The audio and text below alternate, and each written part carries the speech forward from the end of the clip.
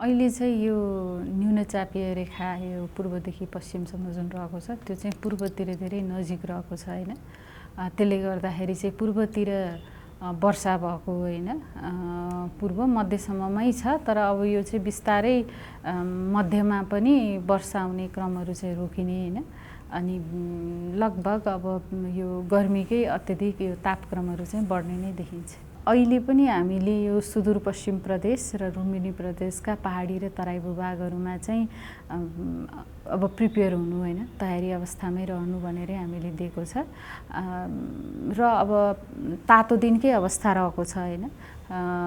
अब यो चाहिँ हामी पनि अब्जर्भ गर्दैछौँ होइन, र 2-3 दिन लगातार अझै पनि देखिएको खण्डमा चाहिँ हामी बेलुकासम्म चाहिँ अब यसलाई चाहिँ तातो लहर दिनुपर्ने अवस्था आउन सक्छ। ठ्याक्कै जस्तै अब यति नै वर्षा हुने भन्ने चाहिँ हामी भन्दैनौँ होइन, तर अब सरदरभन्दा चाहिँ कमै हुने देखिया छ देशका धेरै स्थानहरूमा होइन। त्यो भनिरहँदाखेरि चाहिँ बाढी पहिरो नै नआउने भन्ने चाहिँ हुँदैन।